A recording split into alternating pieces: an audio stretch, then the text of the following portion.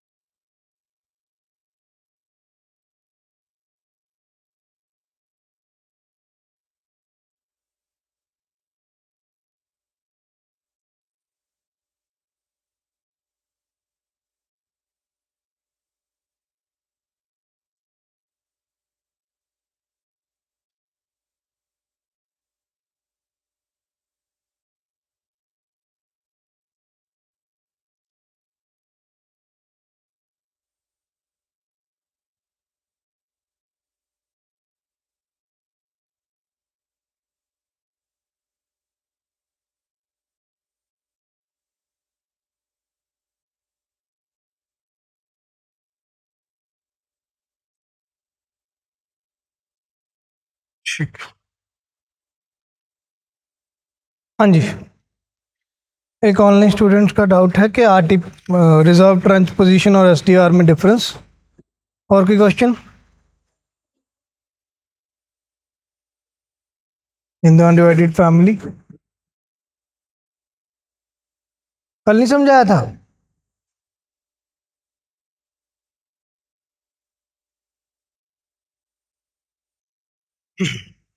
Okay.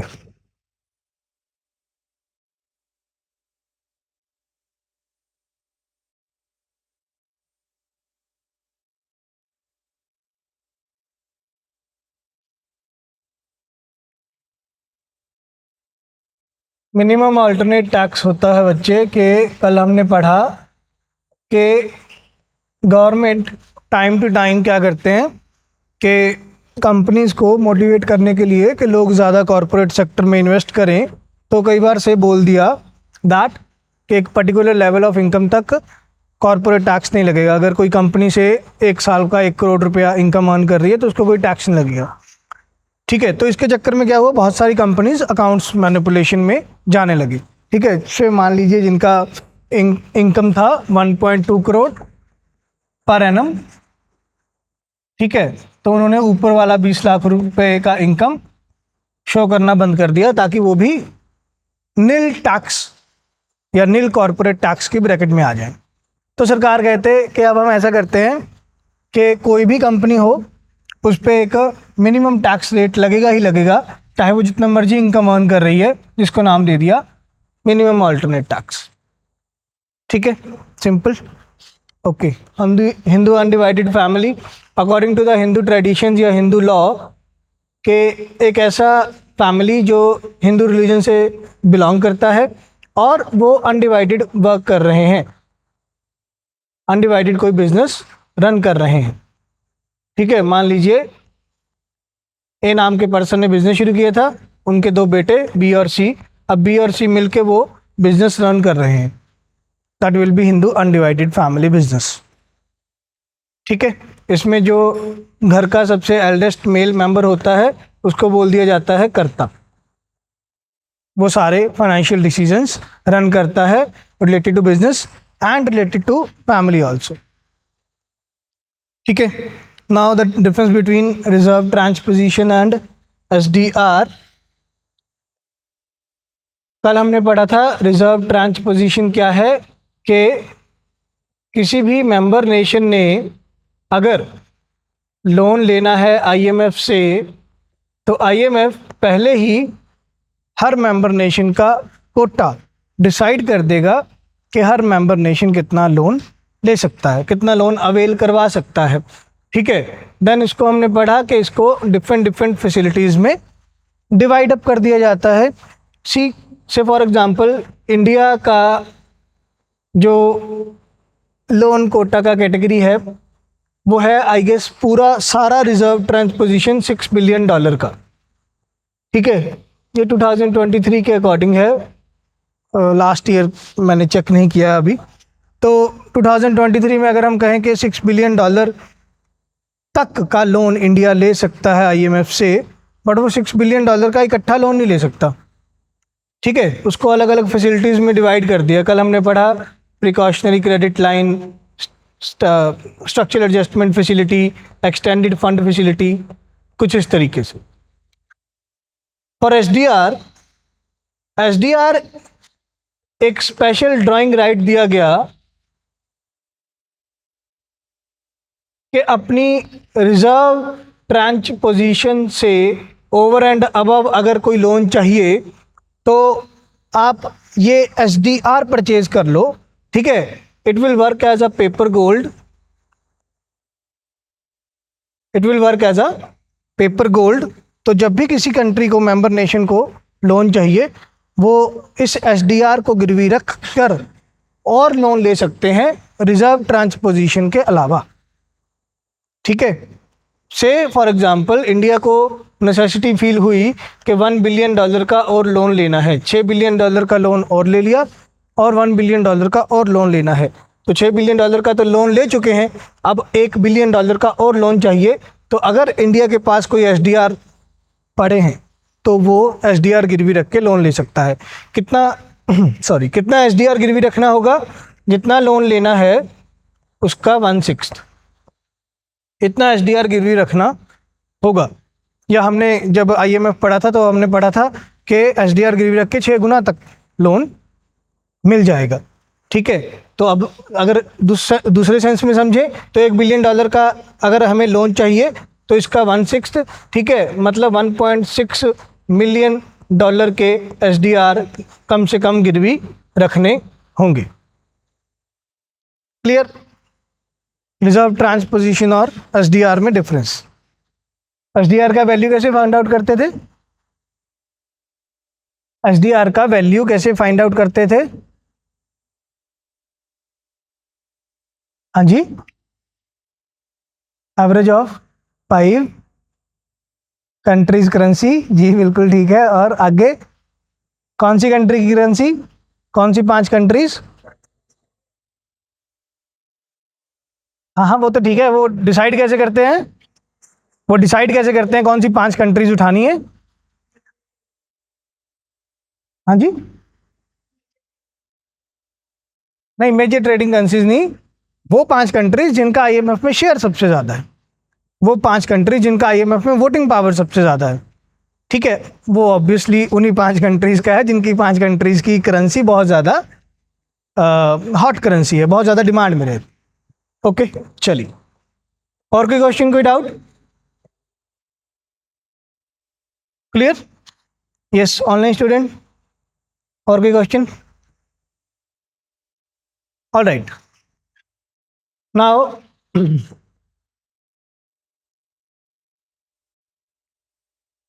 अभी हम जो करंट अफेयर कर रहे हैं ये मिक्स्ड से करंट अफेयर थे, बैंकिंग सेक्टर से रिलेटेड या फिस्कल सेक्टर से रिलेटेड। जैसे हमने कैपिटल मार्केट के भी कुछ पॉइंट पढ़े या टैक्सेशन के भी कुछ पॉइंट पढ़े। ठीक है, तो एक लास्ट पॉइंट है टैक्सेशन से रिलेटेड, देन हमारा फिस्कल सेक्टर वाले करंट अफेयर्स कंप्लीट हो जाएंगे। देन इसके बाद हम ग्रोथ एंड डेवलपमेंट के करंट अफेयर्स पढ़ेंगे। लास्ट ईयर के बजट में 2024-25 के बजट में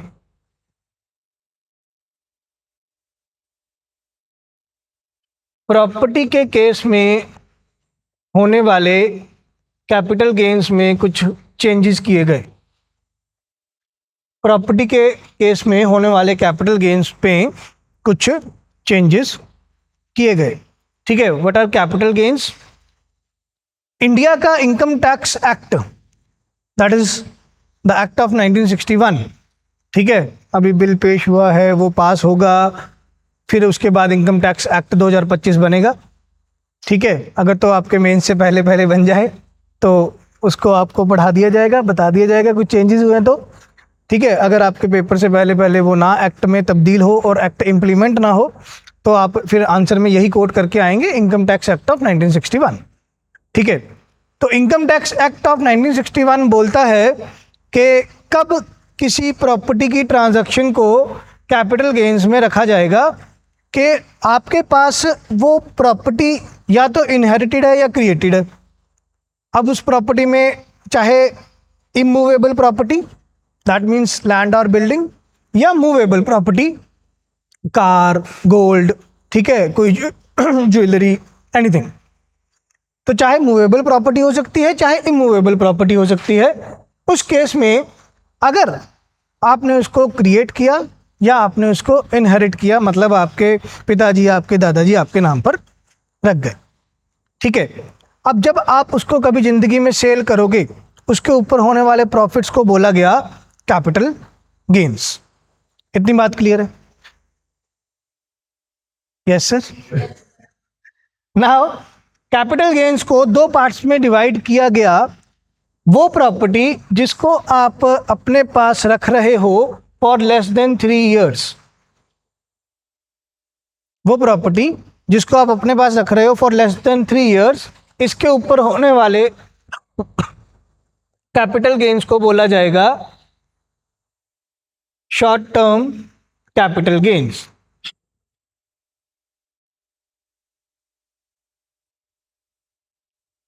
लेस देन 3 years मैंने अपने पास कोई प्रॉपर्टी रखी, ठीक है, उसके ऊपर जो मुझे गेन्स हुए जब मैंने उसको सेल किया, उस प्रॉफिट को बोला जाएगा शॉर्ट टर्म कैपिटल गेन। 3 साल से ज्यादा जो मैं प्रॉपर्टी अपने पास रखूंगा और जब उसको बेचूंगा फिर उसके ऊपर जो प्रॉफिट होगा, तब उसे बोला जाएगा लॉन्ग टर्म कैपिटल गेन्स, ठीक है। तो पहली बात, कैपिटल गेन्स टैक्स। नाउ हम बात करेंगे कैपिटल गेन्स के ऊपर लगने वाले टैक्स की। कैपिटल गेन्स टैक्स में कभी भी short term capital gain tax नहीं लगता, हमेशा long term capital gains tax ही लगता है, ठीक है, पहली बात। अच्छा, आप मुझे बताइए कि क्या हम शेयर्स को इस प्रॉपर्टी में काउंट करेंगे? यस और नो? यस वाले कोई भी नहीं, नो वाले जिनको सवाल ही नहीं समझाया, चलो एक बार दोबारा रिपीट करते हैं। मैंने कोई शेयर्स खरीदे या मेरे पिताजी ने शेयर खरीदे और जिंदगी में कभी मेरे नाम करवा दिए, ट्रांसफर कर दिए मुझे, ठीक है, तो वो शेयर्स कभी मैं जिंदगी में बाद में बेचूंगा, उसके ऊपर मुझे कोई प्रॉफिट होगा, तो क्या उन शेयर्स पर होने वाले प्रॉफिट को हम कैपिटल गेन्स या कैपिटल गेन्स टैक्स की कैटेगरी में रखेंगे? यस और नो? यस वाले, नो वाले, चलो यस वाले, ठीक है। अरे वो ना फिर वो थोड़ा लेंदी सा प्रोसेस है कि 1 साल वाले में क्या, कौन से शेयर्स आएंगे, किस टाइप की इन्वेस्टमेंट आएगी, वो अभी डिबेट में रहने देते हैं। अभी ये समझ लेते हैं कि हाँ शेयर्स आएंगे, ठीक है। अब पॉइंट ये आया कि शॉर्ट टर्म कैपिटल गेन्स पर तो टैक्स नहीं लगता। से मैंने कोई शेयर खरीदे, जैसे उन्होंने एग्जांपल लिया कि 1 साल से कम वाला और 1 साल से ज़्यादा वाला, मैंने कोई शेयर खरीदे से अप्रैल 2025 में और मैंने उनको फरवरी 2026 में 11 महीने में सेल कर दिया, 1 साल पूरा नहीं हुआ, तो वो शॉर्ट टर्म में आ गए, तो फिर क्या उनके ऊपर टैक्स नहीं लगना चाहिए? ठीक है, तो फिर हम उसको सेपरेटली पढ़ते हैं सिक्योरिटीज ट्रांजैक्शन टैक्स में, कि सिक्योरिटीज की ट्रांजैक्शन के ऊपर टैक्स लगता है। सिक्योरिटीज में अब सारी कैपिटल मार्केट की सिक्योरिटीज आ जाएंगी, whether bonds, debentures, shares, derivatives, futures, option, सारा कुछ, ठीक है। शेयर्स के केस में यस, सिक्योरिटीज ट्रांजैक्शन टैक्स, ठीक है। सो इसका मतलब सिक्योरिटीज के अलावा कोई प्रॉपर्टी होगी, चाहे मूवेबल प्रॉपर्टी चाहे इमूवेबल प्रॉपर्टी, जब उसको हमने लेस देन 3 years में सेल कर दिया तो वो आ गया शॉर्ट टर्म कैपिटल गेन में कोई टैक्स नहीं। 3 साल से ज्यादा लॉन्ग टर्म कैपिटल गेन्स तो टैक्स लगेगा, ठीक है। अब जो टैक्स रेट रहता था ना, वो अलग अलग प्रोडक्ट्स के अकॉर्डिंग या अलग अलग टाइप ऑफ प्रॉपर्टी के अकॉर्डिंग अलग अलग रहता था, जो था ऑन एवरेज 20%, जो था ऑन एवरेज 20%। ठीक है, फिर लोगों ने शोर मचाया कि सर 20% टैक्स जो है वो बहुत ज़्यादा है। ठीक है, प्लस जो हमारे एसेट के रेट्स इंक्रीज हुए हैं उसमें इन्फ्लेशन का भी पार्ट है, राइट। किसी भी चीज़ के प्राइस बढ़े हैं तो इन्फ्लेशन भी रोल प्ले कर रही है। तो फिर आपको मिलता था इन्फ्लेशन के पॉइंट ऑफ व्यू से इंडेक्सेशन बेनिफिट, इंडेक्सेशन बेनिफिट्स। ठीक है, से फॉर एग्जांपल मैंने एक ज़मीन परचेज की, 5 साल अपने पास रखा, देन 5 साल बाद उस ज़मीन को सेल किया, तो मुझे कैपिटल गेन्स हुए। इनकम टैक्स वाले आगे कहते जी हम आपके ऊपर long term capital gains tax लगाएंगे। ठीक है, मैं थोड़ा ज़्यादा पढ़ा लिखा हो गया तो मैंने उनको बोला कि सर जो प्रॉपर्टी के भाव बढ़े हैं तो उसमें इन्फ्लेशन का भी रोल है, तो मुझे उस इन्फ्लेशन को माइनस करने दिया जाए, देन प्रॉपर्टी की वैल्यू निकाल ली जाए। तो जो मैंने इन्फ्लेशन को माइनस किया और या फिर मुझे इन्फ्लेशन के पॉइंट ऑफ व्यू से टैक्स नहीं देना पड़ा, उसे क्या नाम दे दिया हमने, इंडेक्सेशन बेनिफिट्स का। ठीक है, तो अब करंट अफेयर क्या है, करंट अफेयर लिखिए। According to budget of financial year 25, according to the budget of financial year 25,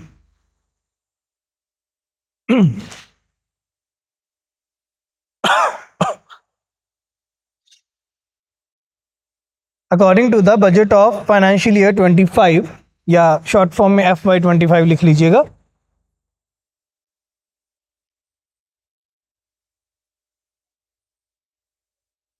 पिछले वाले बजट की बात कर रहे हैं हम, 2024-25 के बजट की, तो शॉर्ट फॉर्म में FY25 लिख सकते हैं हम।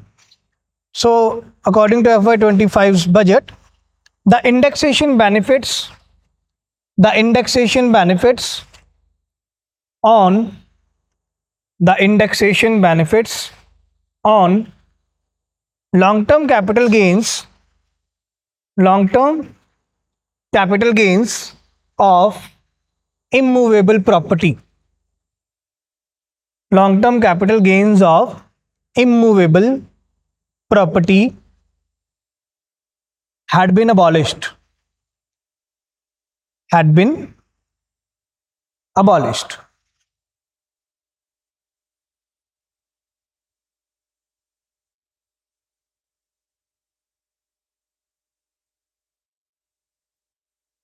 यस, शेयर्स को हम लॉन्ग टर्म कैपिटल गेन्स में इंक्लूड करेंगे जब वो शेयर सेल किए गए 3 साल के बाद, तब लॉन्ग टर्म कैपिटल गेन का ही पार्ट बनेंगे। ठीक है,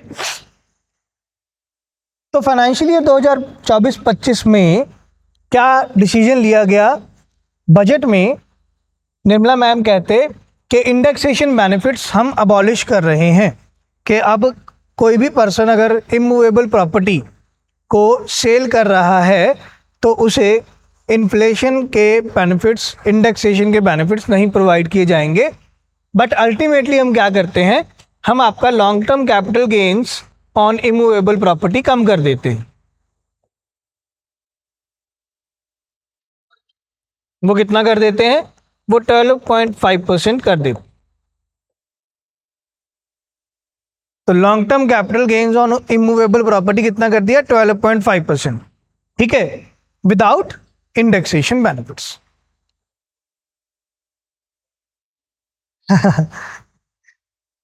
ठीक है, नाउ अब इसमें पॉइंट क्या आया, रूल्स कैसे चेंज किए गए, इसमें 2-4 पॉइंट्स लिख लीजिए। द प्रॉपर्टी परचेज्ड और इनहेरिटेड, द प्रॉपर्टी परचेज्ड और inherited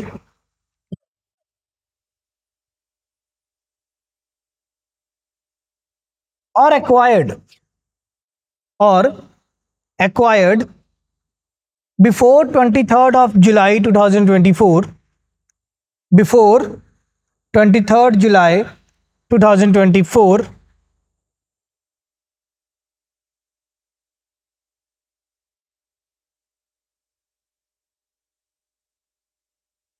can be taxed, can be taxed according to the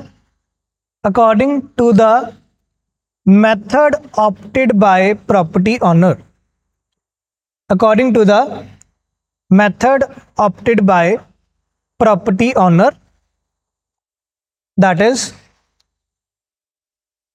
with or without indexation benefits, with or without indexation benefits.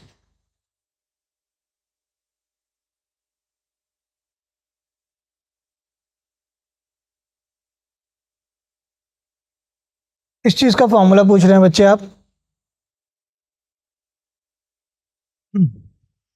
Okay, तो budget में क्या अनाउंस किया गया कि अब जो टैक्स लगेगा on the transaction of immovable property, अगर तो वो इमूवेबल प्रॉपर्टी परचेज किया है या इनहेरिट किया है या एक्वायर किया है बिफोर 23 जुलाई 2024, पिछले साल बजट आया था 24 जुलाई को, ठीक है। तो 23 जुलाई से पहले पहले अगर किसी ने कोई प्रॉपर्टी परचेज किया, उसको उसके पिताजी दादाजी इनहेरिट करवा गए, या एक्वायर में आएगा किसी ने ट्रांसफ़र कर दिया, हमने ज़मीन एक्वायर कर लिया, ठीक है, कि किसी पर्सन की शादी हुई बहुत ही रिच घराने में, तो उसके ससुर जी ने उसको लैंड ट्रांसफ़र कर दिया, तो वो एक्वायर वाला पार्ट। तो चाहे परचेज किया, चाहे इनहेरिट किया, चाहे एक्वायर किया 23 जुलाई 2024 से पहले, तो प्रॉपर्टी ऑनर अपनी मर्जी से बोल सकता है कि या तो मैं टैक्स भरूंगा 20% इंडेक्सेशन बेनिफिट्स के साथ, या 12.5% इंडेक्सेशन बेनिफिट्स के अलावा, ठीक। और जिन्होंने प्रॉपर्टी एक्वायर किया 23 जुलाई 2024 के बाद, उनके ऊपर फिर जो टैक्स रेट होगा वो 12.5% ही होगा विदाउट इंडेक्सेशन बेनिफिट्स। क्लियर है? Yes sir. अब इंडेक्स कौन सा चेक किया जाता है अंडर दिस ट्रांजैक्शंस, उसमें लिख लीजिए। हाँ जी जी, वो इंडेक्स बता रहा हूं मैं कि कौन सा इंडेक्स चेक किया जाता है जब भी ये ट्रांजैक्शंस होंगी।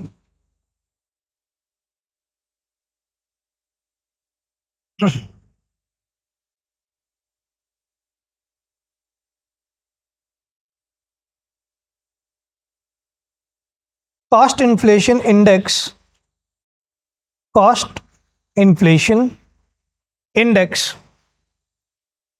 is used to calculate cost inflation index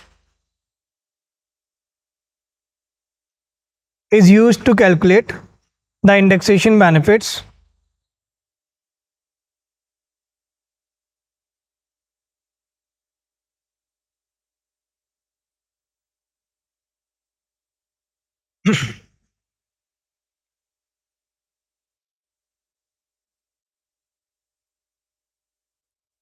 कुछ ना, अगर ये क्वेश्चन पूछ लिए जाए कि कॉस्ट इन्फ्लेशन इंडेक्स कौन बनाता है, कॉस्ट इन्फ्लेशन इंडेक्स है क्या? सिंपली ये इंडेक्स इसीलिए प्रिपेयर किया जाता है ताकि इंडेक्सेशन बेनिफिट्स निकाल सकें कि एक्चुअल में कोई प्रॉपर्टी का क्या कॉस्ट है और इन्फ्लेशन के कारण उस प्रॉपर्टी की वैल्यू कितनी बढ़ गई, ठीक है। तो बना कौन रहा है? क्योंकि टैक्स की बात कर रहे हैं तो टैक्स वाले ही बनाएंगे, सीबीडीटी बना रहा है इसको, central board of direct taxes, CBDT इसको बना रहा है। सीबीडीटी को ये पावर्स कहाँ से मिलती हैं कि भैया तुम इंडेक्सेशन बेनिफिट्स दे सकते हो? तो section 48 of income tax act 1961, section 48 of income tax act 1961 ये सेक्शन पावर देता है सीबीडीटी को कि आप अलाउ कर सकते हो किसी को कि वो इंडेक्सेशन बेनिफिट्स मिलेंगे उसको या नहीं मिलेंगे, ठीक है। तो सीबीडीटी इंडेक्सेशन बेनिफिट्स प्रोवाइड करने के लिए कौन सा इंडेक्स बनाता है? Cost inflation index. क्लियर? सो अब इसमें दो पॉइंट्स सामने आए कि एक तो जिन्होंने प्रॉपर्टी 23 जुलाई से पहले परचेज कर ली या इनहेरिट कर ली या एक्वायर कर ली, तो उनके लिए इंडेक्सेशन बेनिफिट्स अडॉप्ट करने हैं या नहीं करने, वो प्रॉपर्टी ऑनर के विल पर है कि या तो भैया तुम 20% long term capital gains tax दे दो और साथ में इंडेक्सेशन बेनिफिट्स ले लो, या तुम long term capital gains tax rate समझो 12.5% और तुम्हें इंडेक्सेशन बेनिफिट्स नहीं मिलेंगी। क्लियर? ठीक है, पहला ये चेंज आया। दूसरा क्या चेंज आया कि ये बात आई है सिर्फ इमूवेबल प्रॉपर्टीज के लिए, मूवेबल प्रॉपर्टीज के लिए ये बात नहीं है। ठीक है, चलिए, तो इसी के साथ हमारे फाइनेंशियल सेक्टर के करंट अफेयर्स कंप्लीट होते हैं। Now current affairs related to growth and development.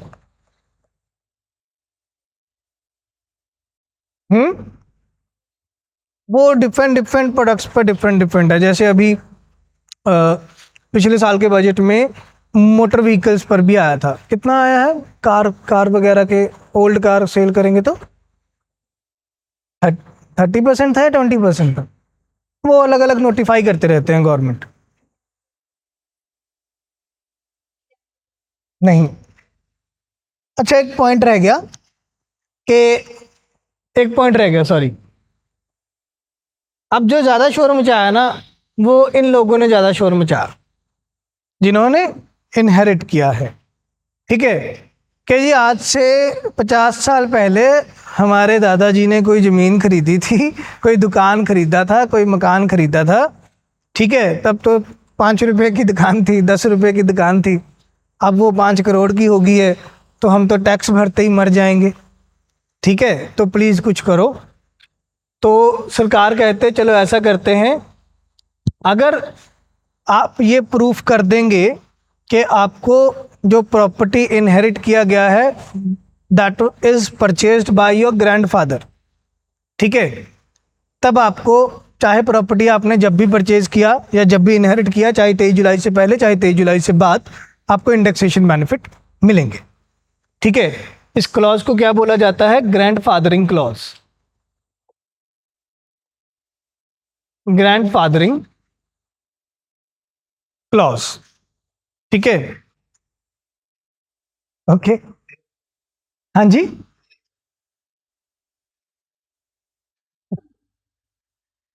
पर बात तो वो है ना कि भाई तुम कब्जे वाली जमीन तो थोड़ी ना, है ना।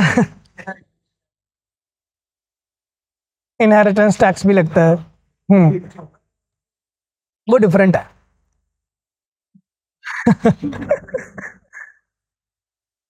अरे वो ना अ,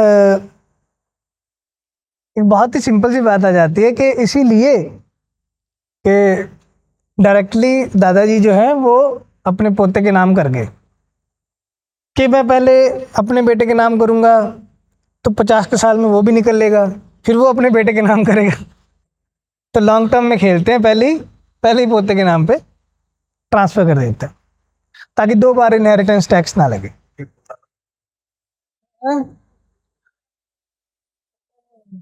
फिर डॉक्ट्रिन ऑफ लैप्स है ना, तो लैप्स की नीति अपना लेंगे। ओके, चलिए, तो अभी current affair related to growth and development. सबसे पहले human development index of 2024। Human development index of 2024।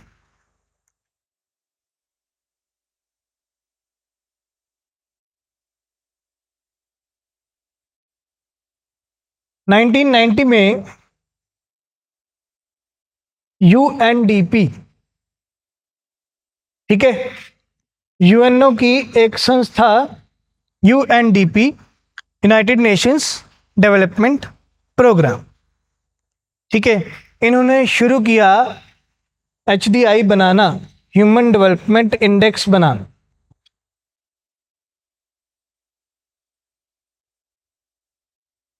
ठीक है, सबसे पहला पॉइंट ये हुआ क्यों, what is the difference between growth and development? Growth simply related with the monetary or economic aspects of any country कि जब इकोनॉमिक वेरिएबल्स ग्रो कर रहे हैं या इकोनॉमिक वेरिएबल्स की वैल्यू में इंक्रीज आ रहा है, हम उसको कहेंगे कि भाई वो कंट्री ग्रो कर रही है। ठीक है, जिसको सिंपली हम जीडीपी से काउंट करते थे कि जीडीपी बढ़ेगी, दैट मीन्स इकोनॉमिक ग्रोथ है। ठीक है, फिर लोगों ने शोर मचाया कि सर आपने जीडीपी को तो बढ़ता हुआ देख लिया कि जीडीपी बढ़ रही है 7% से 8% से, क्या उसके अकॉर्डिंग आपने अपने ह्यूमन बींग्स का, अपने सिटीजन्स का सुधार देखा, उनके वेलफेयर की बात की? ठीक है, या जैसे नॉर्मली मैं हर बार एग्जांपल लेता हूँ, 2022 में इंडिया का पर कैपिटा इनकम था लगभग रियल टर्म्स में $2200 के आसपास। अब 2025 की शुरुआत के अराउंड हमारा $2450 के आसपास का रियल पर कैपिटा इनकम है। ठीक है, तो सरकार के जो सर्वेज हैं या जो सरकार की रिपोर्ट्स हैं उसके अकॉर्डिंग लगभग 2.5 साल में $250 per annum per capita increase हो गया है, पर कैपिटा इनकम। ठीक है, तो अगर उसके अकॉर्डिंग देखें तो $250 इंटू 80 के आसपास का भी अगर मान लें, प्रेजेंटली 86 भी छोड़ दो, 80 के आसपास का अगर हम मान लें कि $1 ₹80 का है, तो 250 गुना 80 कितने हो गए? 20,000। 20,000 के 2 लाख, 20,000, चलो जितने भी हुए, चाहे 20,000 चाहे 2 लाख, इन 2.5-3 सालों में मेरी इनकम पर एनम 20,000 या 2 लाख नहीं बढ़ी। आपकी इनकम 20,000 या 2 लाख पर एनम नहीं बढ़ी। ठीक है, तो ये डिड्यूस करना कि जीडीपी बढ़ रही है तो स्टैंडर्ड ऑफ लिविंग भी बढ़ रहा है, ये बेवकूफ़ी होती है। हम ये डिडक्ट नहीं कर सकते, हम ये कंक्लूड नहीं कर सकते कि सर अगर जीडीपी बढ़ रही है तो पर कैपिटा इनकम भी बढ़ रहा है। ठीक है, तो 1960s में ये डिबेट आनी शुरू होती है कि इकोनॉमिक ग्रोथ की बजाय इकोनॉमिक डेवलपमेंट की बात करो, जिसमें आप इकोनॉमिक वेरिएबल्स के साथ साथ अपने ह्यूमन स्टैंडर्ड ऑफ लिविंग में भी इंक्रीज देखते हो, तब आप कहते हो कि इकोनॉमी डेवलप कर रही है। ठीक है, सो ग्रोथ एंड डेवलपमेंट के केस में ग्रोथ और डेवलपमेंट कैसे डिफरेंट हो गए? ग्रोथ में हम सिर्फ क्या देखेंगे? जीडीपी बढ़ रही है। डेवलपमेंट में हम देखेंगे जीडीपी के साथ साथ ह्यूमन बीइंग्स का भी डेवलपमेंट हो रहा है, ह्यूमन बीइंग्स की भी ग्रोथ हो रही है, whether related to physical skills, mental skills, intellectual skills, हर तरह के स्किल्स वाइज ह्यूमन बीइंग्स की ग्रोथ हो रही है। उसका हमने नाम दे दिया डेवलपमेंट। ठीक है, बट 1960 से लेके 1990 तक डेवलपमेंट को मेजर करने के लिए कोई प्रॉपर इंडेक्स नहीं था भी तो सिर्फ एक ही पर कैपिटा इनकम। ठीक है, फिर बात वही है कि अगर per capita income on average $250 से बढ़ रही है, ठीक है, वो भी तो पूरे नेशन की एवरेज है। मेरी पर कैपिटा इनकम $250 से नहीं इंक्रीज हुई पिछले 2 साल।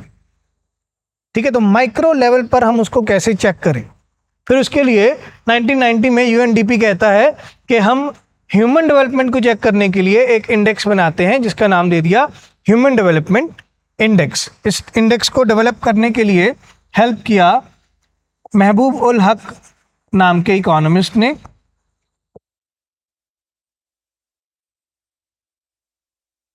महबूब उल हक नाम के इकोनॉमिस्ट ने हेल्प किया यूएनडीपी का इस इंडेक्स को डेवलप करने के लिए। ठीक है, तो इसमें लिखते हैं, first of all this index has 3 parameters. This index has 3 parameters. First of all life expectancy,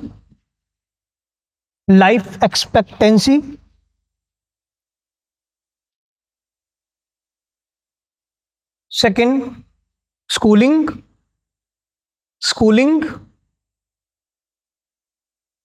and third per capita national income। Per capita national income. ठीक है, तो पर कैपिटा इनकम के साथ दो और पैरामीटर्स लिए गए, life expectancy and schooling. Life expectancy में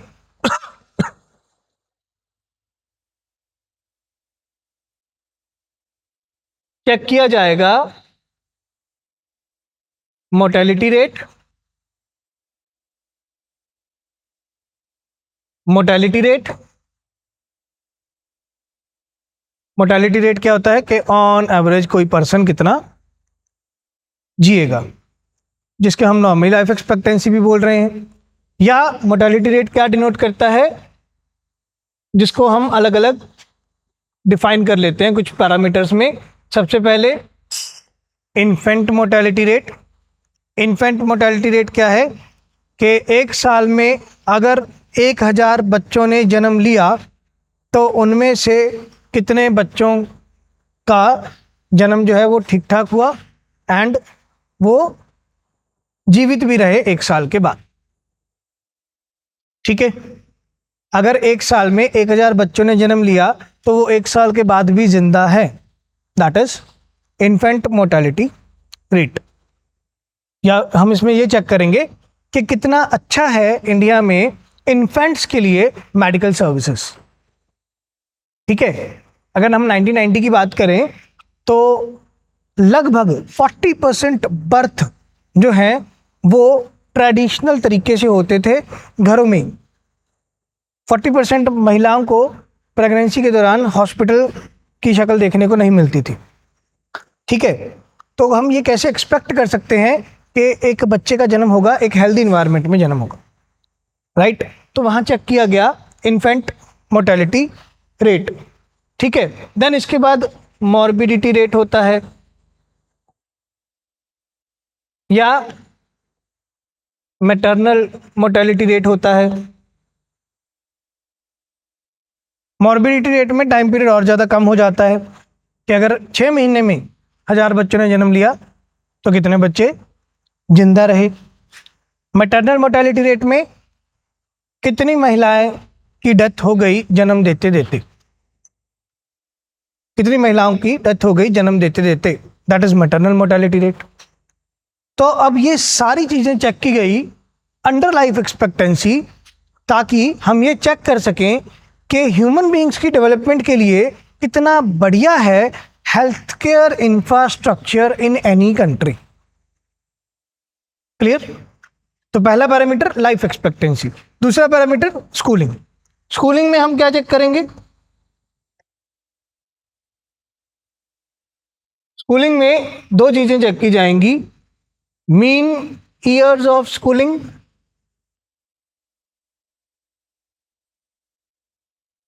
and average years of schooling.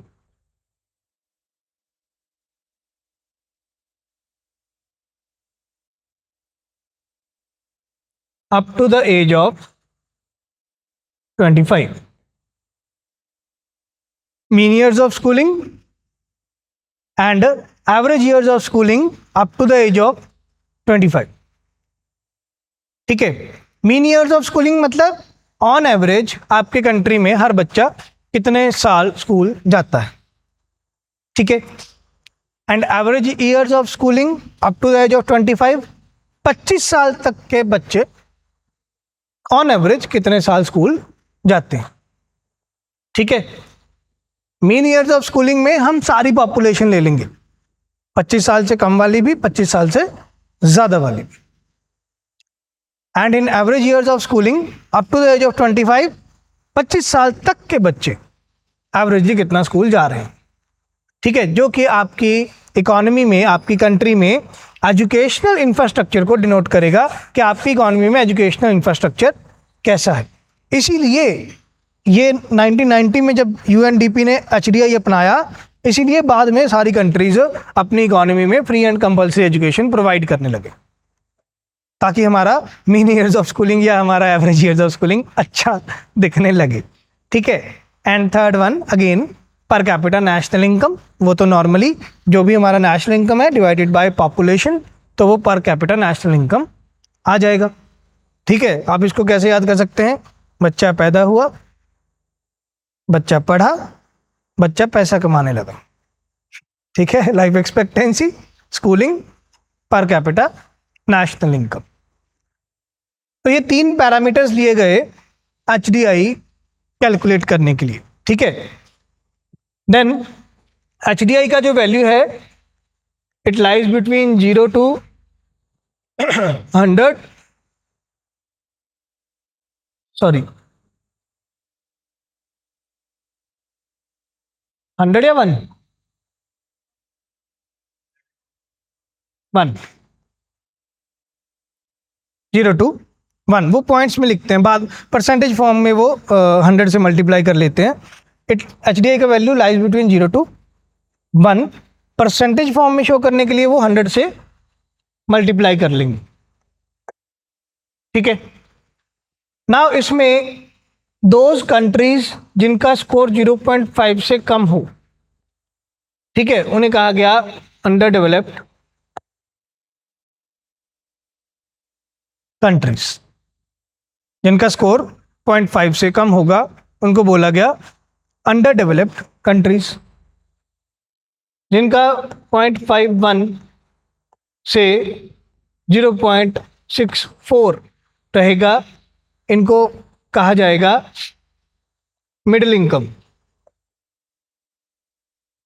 Countries. ठीक है, देन जिनका 0.64 से 0.88 रहेगा, इनको बोला जाएगा हाई इनकम कंट्रीज। और जिनका स्कोर 0.88 से भी ज़्यादा होगा, उन्हें कहा जाएगा डेवलप्ड कंट्रीज। Developed countries. ठीक है, चलिए, तो ये हो गए कुछ बेसिक्स एचडीआई से रिलेटेड। नाउ क्या आया है एचडीआई इंडेक्स 2024 का, उसके बारे में लिखते हैं। इसमें लिखिए इंडिया रैंक्ड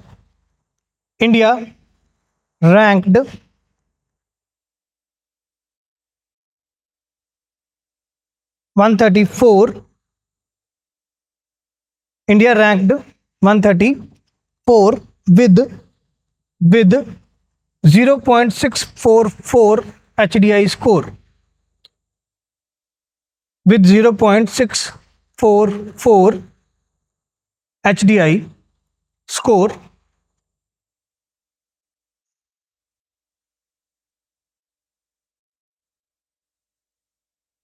कोमा डाल के लिख लीजिएगा, which states that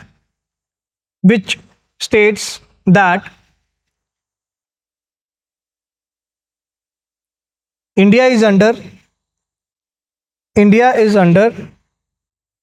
medium human development category.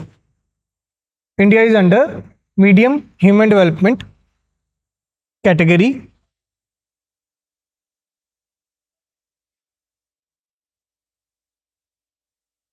Point 644 के वाला 0.65 आएगा, सॉरी।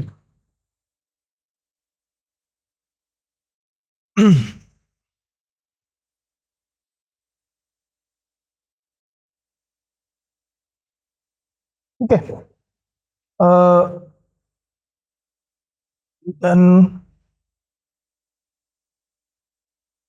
एक और लाइन लिख लीजिए। इन 2018 India ranked 130। In 2018 India ranked 130,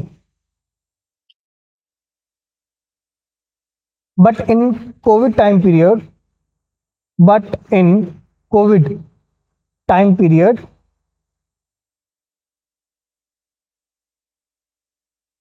the forced displacement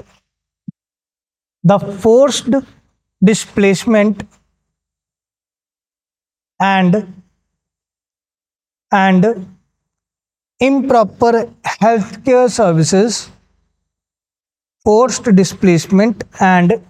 improper healthcare services, dropped India's rank dropped India's rank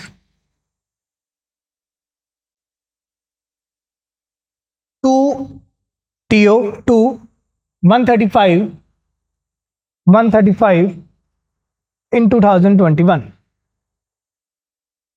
In 2021, 2018 में इंडिया का रैंक 130 था. देन 2020 में फोर्स्ड डिस्प्लेसमेंट. माइग्रेशन और डिस्प्लेसमेंट एक ही तरह के वर्ड्स हैं, माइग्रेशन और डिस्प्लेसमेंट. माइग्रेशन में हम अपनी मर्जी से किसी एरिया में माइग्रेट किए, ठीक है. कोई पर्सन गांव से शहर में पढ़ने आया, अपनी मर्जी से आया, वो माइग्रेशन है. डिस्प्लेसमेंट, मुझे एक जगह से दूसरी जगह भेजा जा रहा है फोर्सफुली, दैट इज डिस्प्लेसमेंट, ठीक है. तो कोविड टाइम पीरियड्स में गुजरात में और महाराष्ट्र में बहुत ज़्यादा डिस्प्लेसमेंट देखने को मिला, ठीक है. कि जी कोविड काल में महाराष्ट्र और गुजरात की गवर्नमेंट ने जो हरियाणा यूपी और हरियाणा यूपी और बिहार से जो भी लेबर गुजरात और महाराष्ट्र में वर्क कर रहे थे, उनको फोर्सफुली बोल दिया कि जाओ जी अपने देश वापस जाओ. सो एक ये रीज़न, और दूसरा इम्प्रॉपर हेल्थ केयर, जिसने इंडिया के रैंक को बहुत ड्रॉप किया, ठीक है. अब धीरे धीरे दोबारा रैंक सुधारने पर चल रहे हैं, ठीक है. देन इसी से related he multi dimensional poverty index of 2024, multi dimensional poverty index 2024.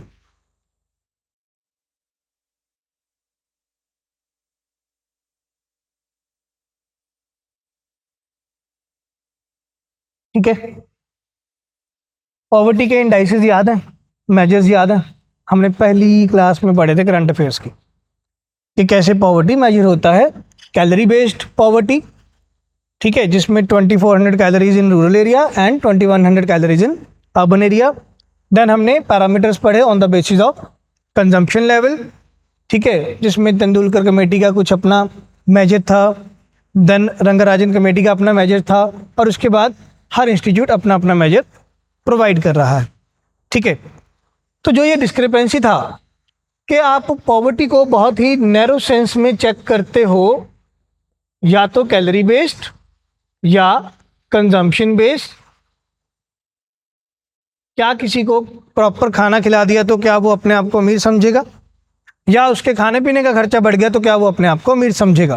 तो ये बहुत ही ज़्यादा नैरो मेजर्स थे, जिसको और आगे बढ़ाते हुए 2010 में हमें मिलता है मल्टी डायमेंशनल पॉवर्टी इंडेक्स, जिसमें पॉवर्टी को सिर्फ एक ही डायमेंशन या कैलोरी या कंजम्पशन पर नहीं चेक करना, आप मल्टीपल डायमेंशंस पर पॉवर्टी को चेक करोगे, ठीक है. मल्टी डायमेंशनल पॉवर्टी इंडेक्स, ये हम ग्लोबल इंडेक्स की बात कर रहे हैं, जो वर्ल्ड वाइड लेवल पर प्रोवाइड किया जाता है.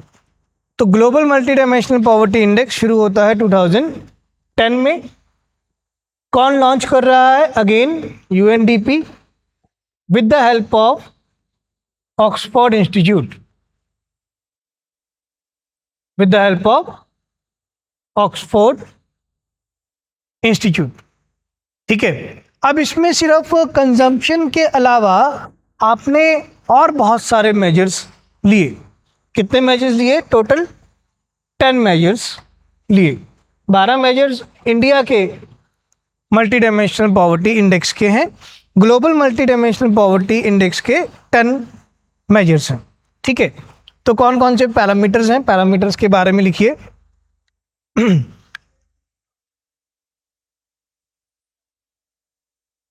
लिख लिया था हमने, ये जरूरत तो नहीं अभी दोबारा लिखने की, ठीक है. क्या चीज? हाँ हाँ, वो रिपोर्ट तो हमने अभी पढ़ना है, तो पैरामीटर्स लिखवाने की जरूरत नहीं है. अगर आपको लग रहा है तो हम स्किप कर देते हैं, अगर हमने पहले पैरामीटर्स लिखे हुए हैं. ओके, तो 2000, हाँ जी,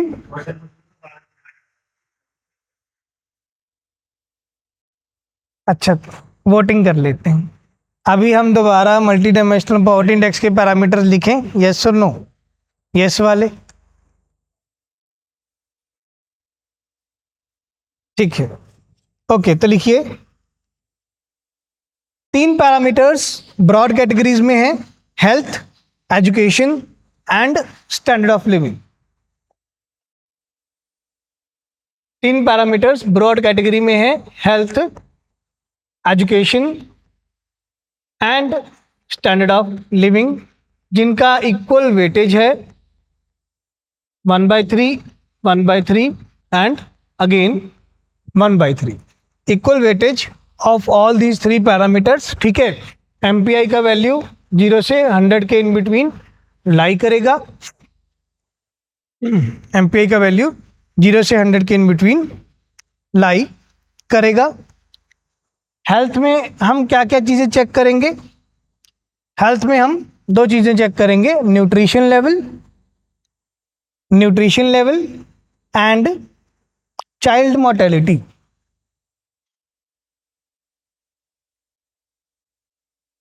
nutrition level and child mortality.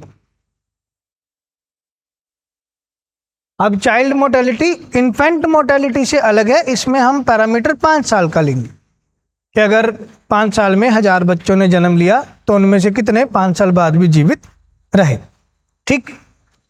Education sector में वही 2 points, mean years of schooling, या इसको ज्वाइंट कर दिया गया मीन और एवरेज ईयर्स ऑफ स्कूलिंग को, और दूसरा पॉइंट साथ में एक और ले लिया गया अटेंडेंस का, कि सरकार तो free and compulsory education provide कर रहे हैं, बच्चे स्कूल अटेंड भी कर रहे हैं या नहीं, ठीक है। बट इसमें अभी भी डिस्क्रिपेंसी देखिए, क्वालिटी ऑफ एजुकेशन की बात नहीं की गई, ठीक है। कितनी ज़्यादा लाइफ रिलेटेड एजुकेशन प्रोवाइड की जा रही है उसकी बात अभी भी नहीं की गई, कितनी ज़्यादा स्किल ओरिएंटेड एजुकेशन प्रोवाइड की जा रही है उसकी बात नहीं है, ठीक है। स्टैंडर्ड ऑफ लिविंग में 6 पैरामीटर्स हैं, स्टैंडर्ड ऑफ लिविंग में 6 पैरामीटर्स हैं। सबसे पहले fuel, cooking fuel,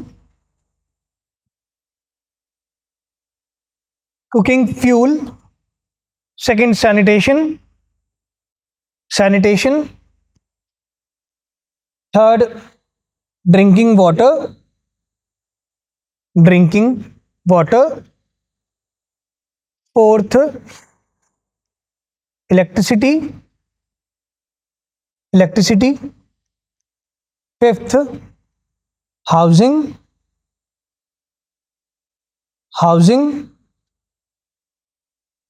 and sixth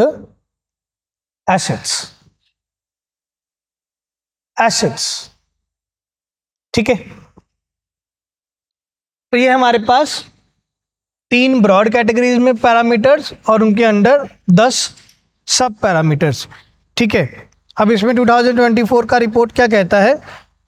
इसमें रिपोर्ट का नाम लिखिए पहले। कई बार ना स्टेटमेंट में पूछ लिया जाता है, रिपोर्ट में ना कोई खासा सा शब्द आ जाए अगर, तो उसका मीनिंग ही पूछ लिया जाता है कई बार, ठीक है।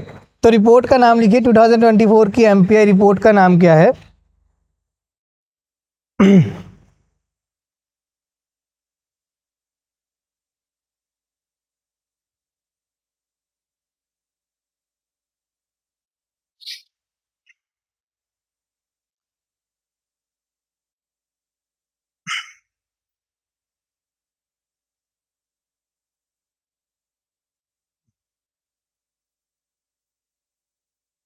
Poverty, prosperity and planet.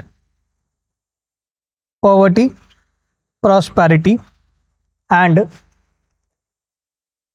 Planet.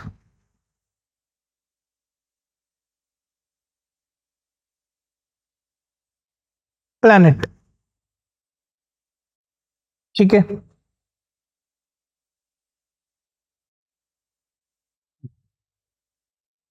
इसमें ना 2 वर्ड्स आए हैं मेजरली इस रिपोर्ट में। एक वर्ड आया है पॉलीक्राइसिस, एक वर्ड आया है पॉली क्राइसिस। इस रिपोर्ट में दो वर्ड्स जो ज़्यादा हाईलाइट किए गए, एक वर्ड आया पॉली क्राइसिस, POLY क्राइसिस। 2024 का रिपोर्ट कर रहे हैं बच्चे हम, 2024। तो पहला वर्ड आया पॉली क्राइसिस, इसका मीनिंग लिखिए। It is a situation where there is it is a situation where there is multiple geopolitical crisis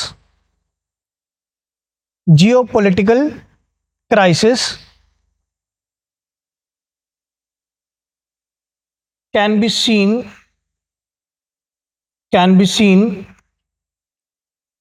within the world order।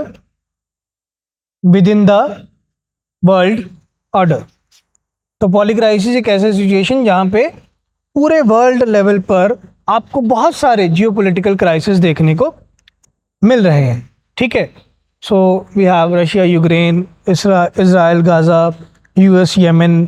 ठीक है, बहुत सारे जियोपॉलिटिकल क्राइसिस देखने को मिल रहे हैं। तो कंबाइंड फॉर्म में जब सारे जियोपॉलिटिकल क्राइसिस की बात करनी है तो उसके लिए एक टर्म आ गया पॉली क्राइसिस के नाम का। ठीक है, एंड सेकंड वर्ड जो बहुत ज़्यादा हाईलाइट हो रहा है, that is polarisation of world. Polarisation of world.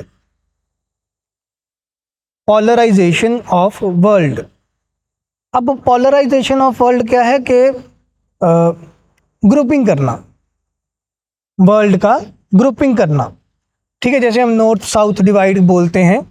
ठीक है, तो एक कोल्ड वॉर के टाइम पे पोलराइजेशन कैसे था, USA कहता या तो सारे मेरे ग्रुप बन जाओ, रशिया कहता या सारे मेरे ग्रुप बन जाओ।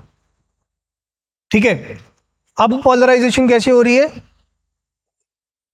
आपने वो IR में वो पढ़े हैं कि कैसे हम ट्रेड एग्रीमेंट्स करते हैं। IR की क्लास में पढ़ा था कि ट्रेड एग्रीमेंट्स कैसे होते हैं, comprehensive economic partnership, regional comprehensive economic partnership, custom union या इकोनॉमिक यूनियन, ऐसा कुछ। चलो एक लास्ट पढ़ लो, बाकी तो चलो बाद में कभी कर लेना दोबारा रिवाइज। जो हाईएस्ट फॉर्म ऑफ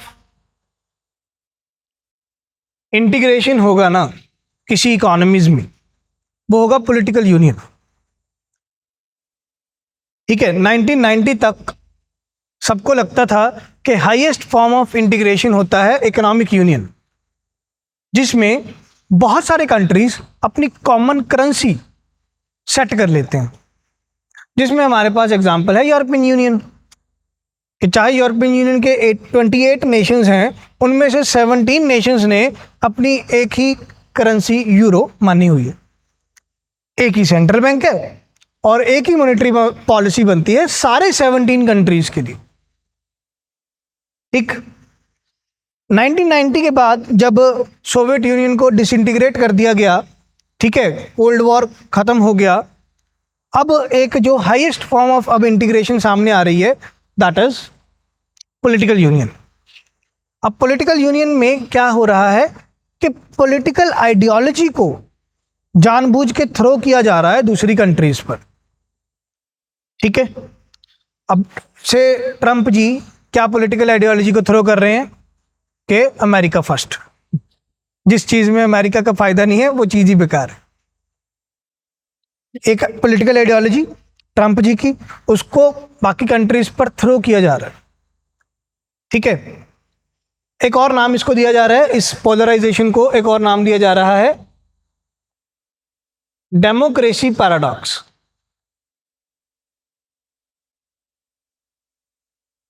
एक और नाम से इसको डिनोट किया जा रहा है डेमोक्रेसी पैराडॉक्स। ऐसे तो USA वर्ल्ड की सबसे ओल्डेस्ट डेमोक्रेसी है। ठीक, सारा नेशन डेमोक्रेसी को सपोर्ट भी करता है, बट डेमोक्रेटिक लीडर नहीं पसंद। ठीक है, लेबर पार्टी की यूनियन बनाई जा रही हैं, सरकारें बनाई जा रही हैं। ठीक है, डेमोक्रेटिक सरकारों को नेग्लेक्ट किया जा रहा है या डेमोक्रेटिक लीडर्स को नेग्लेक्ट किया जा रहा है, जिसको नाम दिया गया डेमोक्रेसी पैराडॉक्स। ठीक है, each and every person knows and accepts democracy but not willing to accept the democratic leaders। ठीक है, लीडर हमें थोड़े से अनडेमोक्रेटिक ही पसंद है और उन्हीं को हम वोट कर रहे हैं, ऐसा देखने को मिला 2024 में, जिसको ये रिपोर्ट हाईलाइट कर रहा। ठीक है, चलिए नाउ फॉर रिपोर्ट फाइंडिंग्स। इसमें लिखिए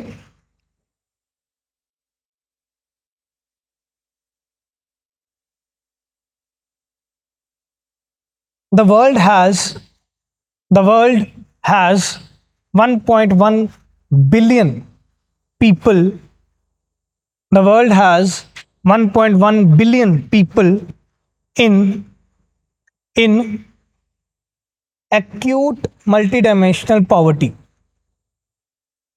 The world has 1.1 billion people in acute ACUTE acute multidimensional poverty। ठीक है, एक्यूट मल्टीडायमेंशनल पॉवर्टी क्या है? जब आपका MPI स्कोर 0.33 से कम है, जब आपका MPI स्कोर 0.33 से कम है उसे कहा गया एक्यूट मल्टीडायमेंशनल पॉवर्टी। ठीक है, कि आप 3 में से 2 पैरामीटर्स पर खरे नहीं उतर पाए, तो जब आपका MPI स्कोर 0.33 से कम है उसे बोला गया एक्यूट मल्टीडायमेंशनल पॉवर्टी। तो एक्यूट मल्टीडायमेंशनल पॉवर्टी के आधार पर पूरे वर्ल्ड में लगभग 110 करोड़ लोग हैं। इंडिया की अगर बात करें तो India stands first with 234 million multidimensional poor people। India stands first with 234 million people within multidimensional poverty। within multidimensional poverty। India acute multidimensional poverty में नहीं है, मल्टीडायमेंशनल पॉवर्टी में लाई करता है। ठीक है, अब एक ना आपको पॉइंट समझना है कि जितने भी गवर्नमेंट स्कीम्स हैं या जितने भी गवर्नमेंट कोई वेलफेयर प्रोग्राम्स चला रहे हैं, ठीक है, वो कैसे सस्टेनेबल डेवलपमेंट गोल्स के साथ लिंक करते हैं। ठीक है, अगर हम डेवलपमेंट में साथ में सस्टेनेबल डेवलपमेंट गोल्स की बात करें, पेरिस में कॉन्फ्रेंस हुआ 2015 में, जिसमें हमने अपनाया सस्टेनेबल डेवलपमेंट गोल्स।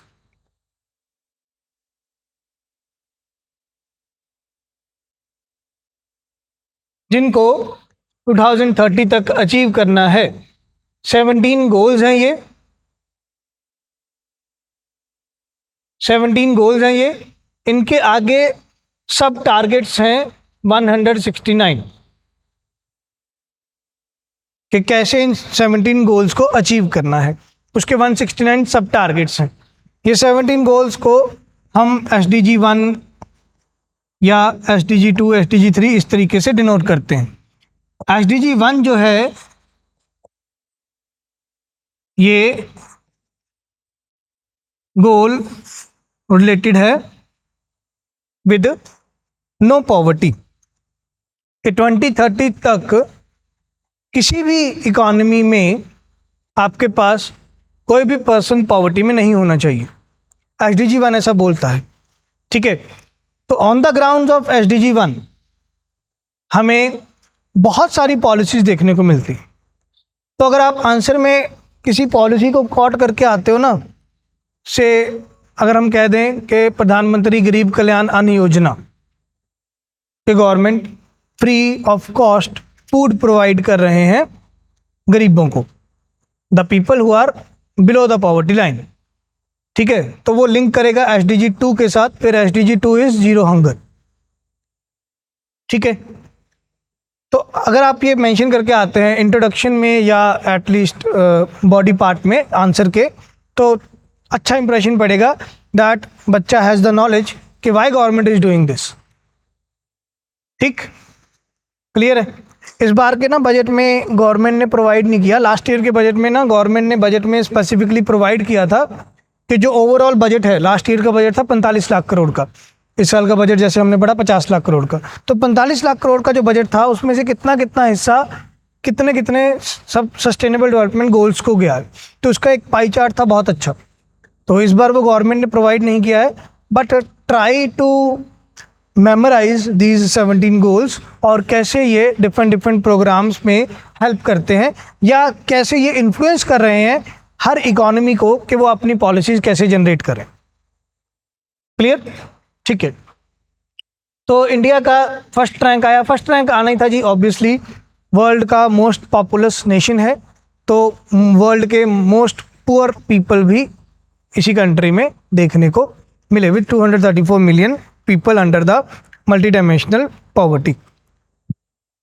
ठीक है, ओके।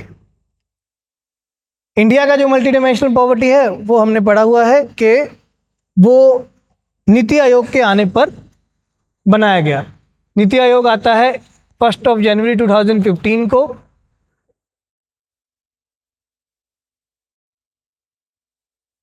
तो 2016 में नीति आयोग को लगा कि हम भी national multi dimensional poverty index launch करें, नेशनल एमपीआई, जिसमें 10 पैरामीटर्स जो ग्लोबल इंडेक्स के हैं वो तो लिए, 2 एक्स्ट्रा पैरामीटर्स लिए, maternal health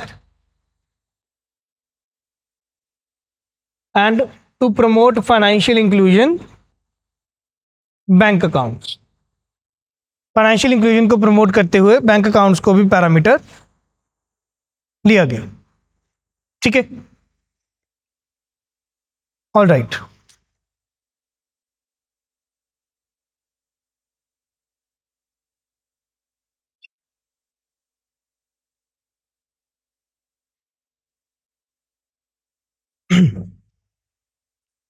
Then last current affair for today. World Bank revised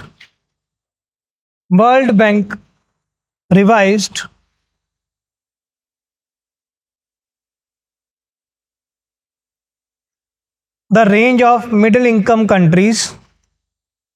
World Bank revised range of middle income countries. World Bank ने रिवाइज किया मिडिल इनकम कंट्रीज का रेंज। अब ये रेंज कितना बना दिया है, फ्रॉम यूएस डॉलर 1135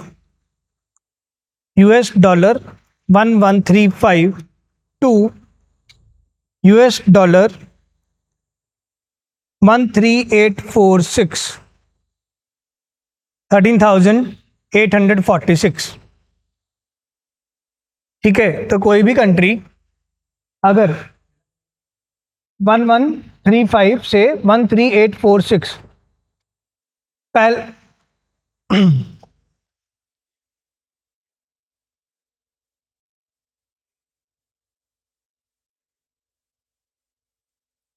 इससे पहले जो ये रेंज था वो नॉमिनल टर्म्स में था $7,000 से $14,000 और रियल टर्म्स में था $1,000 से मोर देन $1,000।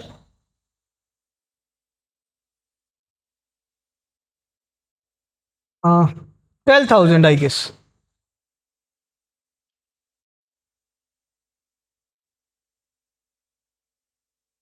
12,500 ये था पहले ये रेंज। अब रियल टर्म्स वाला रेंज, नॉमिनल टर्म्स वाला रेंज वही है, रियल टर्म्स वाला रेंज चेंज कर दिया 1135 से 13486। ठीक है, और इंडिया कहाँ स्टूड कर रहा है, इंडिया का जो रियल इनकम है पर कैपिटा वो ऑलमोस्ट इक्वल टू $2500 है, ऑलमोस्ट इक्वल टू $2500 है। ठीक है, एज पर 31 दिसंबर 2024। ठीक है, तो again India is under middle income country. ठीक है, अब मिडिल इनकम कंट्री में दिक्कत क्या है? मिडिल इनकम कंट्री में अकॉर्डिंग टू कोटिंग प्रोफेसर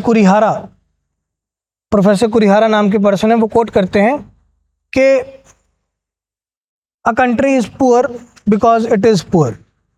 एक कंट्री गरीब है क्योंकि वो शुरू से ही गरीब चलता आ रहा है। A country is poor because it is poor. एक मिडिल इनकम ट्रैप जनरेट हो जाता है। ठीक है, आपके पास इन्फ्लेशन को बढ़ता हुआ देखकर, महंगाई को बढ़ता हुआ देखकर हम वेजेस ज़्यादा की डिमांड करते हैं, सैलरीज ज़्यादा की डिमांड करते हैं। ठीक है, तो हमारी सैलरी या हमारे वेजेस मान लीजिए बढ़ गए, वेजेस में इंक्रीज आया। ये जो वेजेस में इंक्रीज आया, ये कौन से वेजेस में इंक्रीज आया? मनी वेजेस में। मान लीजिए मेरी तनख्वाह 10,000 थी, ठीक है, अब 11,000 हो गई है, 1,000 रुपये वेजेस बढ़ गए। बट जो मेरे वेजेस बढ़े हैं, अगर तो मेरे वेजेस बढ़े हों more than the rate of inflation, ठीक है, इफ वेजेस बढ़े मेरे 10% से और इकोनॉमी में इन्फ्लेशन है 5%, तब मैं कहूँगा मेरी इनकम बढ़ी है। अगर इकोनॉमी में भी इन्फ्लेशन 10% है और वेजेस भी मेरे 10% बढ़े, तो मेरी जितनी बढ़ी हुई इनकम है वो सारी प्राइजेस को ही कैप्चर करने में निकल गई। ठीक है, तो मिडिल इनकम में ये बड़ी दिक्कत होती है मिडिल इनकम कंट्रीज़ में कि इन्फ्लेशन भी बढ़ रही है, आप धीरे धीरे लोगों को चाहते हो कि उनकी इनकम भी बढ़े, उनका स्टैंडर्ड ऑफ लिविंग भी बढ़े, तो आप उनकी वेजेस बढ़ाते हो, थोड़ी सी जीडीपी बढ़ती है, बट एक्चुअल एम्प्लॉयमेंट लेवल नहीं बढ़ पा रहा। ठीक, तो मिडिल इनकम कंट्रीज का डेफिनेशन वर्ल्ड बैंक ने चेंज किया। Clear sir? ठीक है।